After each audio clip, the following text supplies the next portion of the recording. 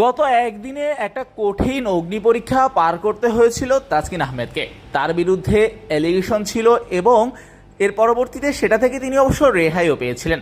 তবে এই সময়টাতে তাসকিনের উপর যা গিয়েছিল সেটা রীতিমতো তিনি ছাড়া কেউ বোঝারও কথা নয়। কোনো কিছু সত্য কিংবা মিথ্যা যাচাইয়ের আগেই তাকে নিয়ে সমালোচনাও শুরু হয়ে গিয়েছিল। তবে তাসকিনকে পরদিনই দেখা গেল মাঠে মিরপুরের হোম অফ ক্রিকেটে। বাইরে তখন গুড়ি গুড়ি বৃষ্টি, আর তখনই তাসকিনের দেখা মিরপুরের হোম অফ ক্রিকেটে।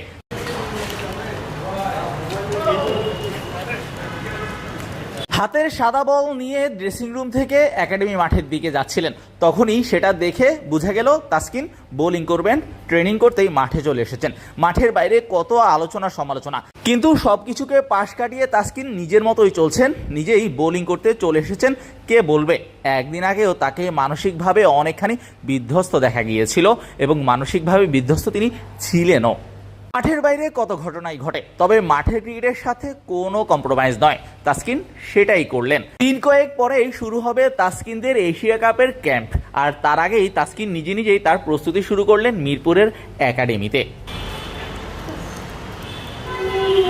বিপিএল এবং চ্যাম্পিয়ন্স ট্রফিটা ভালোই খেলেছিলেন। এরপর ডিপিএলটা খেলা শুরুর পর থেকেই তার ইনজুরিতে আক্রান্ত হওয়া। এর পরবর্তীতে লম্বা সময় ধরে ক্রিকেটের বাইরে ছিলেন।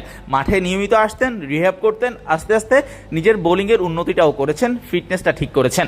শ্রীলঙ্কা সিরিজে তাকে পাওয়া না পাওয়া নিয়ে একটা শঙ্কা ছিল এবং তাসকিন সেখানে খেলেছেন এবং তাকে বেছে বেছে ম্যাচ খেলানো হয়েছে।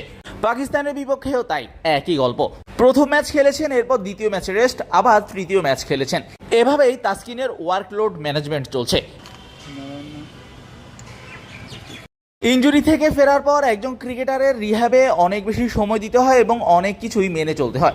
বলও করতে হয় নিয়ম মাফিক। তাসকিন এদিন নেটে এসেছেন, তবে খুব বেশি বল করেননি। আপনারা নিশ্চয়ই পর্দার ওপাশে দেখতে পাচ্ছেন তাসকিন বল হাতে দৌড়াচ্ছেন এবং তাসকিন সেখানে নাহিদ রানার সাথে জুটি বেঁধে বলও করেছেন। তবে আজকের দিনের সবচাইতে বড় ব্যাপার তাসকিনের সাথে গতকাল যেটা হয়েছে, সেটার পর তিনি যেভাবে মাঠে এসেছেন, সবার সাথে কথা বলছেন, হাসি খুশিভাবেই নিজের কাজটা করে যাচ্ছেন, এটা নিঃসন্দেহে অনেক বড় প্রফেশনালিজমের ব্যাপার। তার চাইতেও বড় ব্যাপার তাসকিন তার মেন্টাল স্ট্রেংথ কেমন সেটা দেখিয়েছেন। মাঠে চলে এসেছেন। খুব কম ক্রিকেটারের পক্ষেই এমনভাবে ঘুরে দাঁড়ানো সম্ভব। নিঃসন্দেহে ব্যাপারটা হয়তো বা আইনিভাবে খুব বেশি দূর গড়ায়নি, তবে তাসকিনের সাথে যেটা হয়েছে সেটা নিঃসন্দেহে তাকে অনেকখানি ভেঙে দেয়ারই কথা। তবে দিন শেষে সবচাইতে বড় কথা, তাসকিনরা মচকান কিন্তু ভেঙে যান না। দিন শেষে ক্রিকেটার তিনি, তার সবচাইতে বড় কাজ পারফর্ম করা এবং ক্রিকেটে ফোকাস রাখা, সেটাই তাসকিন করে চলেছেন।